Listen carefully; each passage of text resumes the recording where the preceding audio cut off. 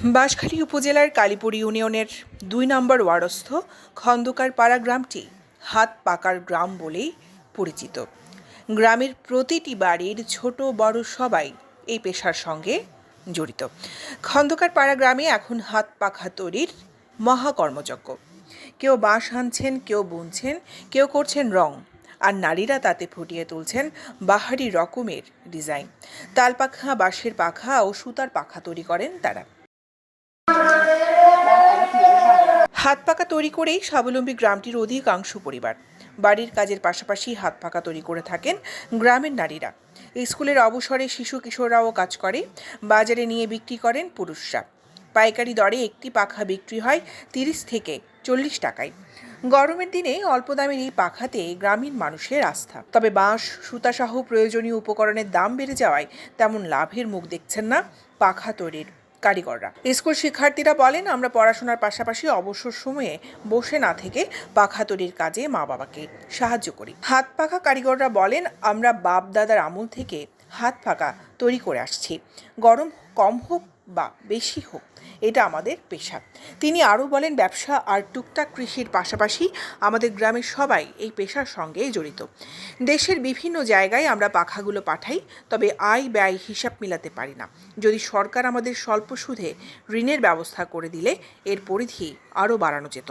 আমরা ব্যবসা করে দিবে অনেকদিকে মানে জাগন্য পারি আর না পারি সরকার সাহায্য গরম বলে আর আনা না হয় কিছু সাহায্য আনা না হয় কিছু আমাদেরকে ব্যবসা করি আর এলে করি আর চলি দিই দুঃখে হাসটা মানে আর এলে করি আমাদেরকে চলি দিই আর আইয়ার বাইন আর আমার এই এলাকার মানুষ প্রায় মানুষ এই করে আর ইনার আই হম যাই বেশি এ সমস্যা সঙ্গে চলে 60 টিয়া 70 টিয়া 50 টিয়া কিন্তু খরচ দাদা 35 40 খরচ দাদা।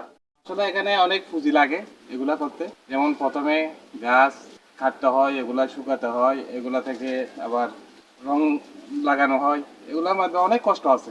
আসলে ম্যাক্সিমাম একটা পাকাতে আমাদের 20-40-50 টাকা পর্যন্ত খরচা হয়। সেই হিসেবে আমরা বিক্রি করতে গেলে আমরা পাইকারি হিসাবে 3000-4000 এইভাবে বিক্রি হয়। আসলে আমাদের মুরব্বীরা করে আসছে, এটা একটা কুটির শিল্প, হাতের কাজ, না করলেও ভালো লাগে না, এই কারণে এরা করতেছে। আসলে যেভাবে খরচা সেই হিসাবে আমাদের প্রফিট কম। সরকার যদি এখানে কিছু সহযোগিতা করত তাহলে আমরা এগুলো আর একটু এগিয়ে নিতে পারতাম। লেখাপড়া করি, লেখাপড়ার সাথে এইগুলা করি। 100 টাকা 100-150 টাকা হবে যে এগুলো বিক্রি করে আমাদের সংসার চলে। বাঁশখালী উপজেলা নির্বাহী কর্মকর্তা ইউএনও জেসমিন আক্তার বলেন, পুরনো ঐতিহ্য শিল্পকে ধরে রাখতে স্থানীয় জনপ্রতিনিধি সহ সবাইকে এগিয়ে আসতে হবে। তার পাশাপাশি গণমাধ্যমকে এ বিষয়ে কাজ করতে হবে। সবাই এগিয়ে আসলে এই পুরনো ঐতিহ্য ধরে রাখা সম্ভব হবে। উপজেলা প্রশাসনের পক্ষ থেকে সহযোগিতা করা হবে। এটা তো ঐতিহ্য ধরে রাখা তো দায়িত্ব, বংশ পরম্পরায় হয়তো তারা ধরে রাখবে। আমাদের যারা জনপ্রতিনিধিরা আছে তাদেরকে কাজ করতে হবে, যেগুলো কাজের ঐতিহ্য তাদেরকে কাজ করতে হবে, যারা দিনে কর্মী আছেন।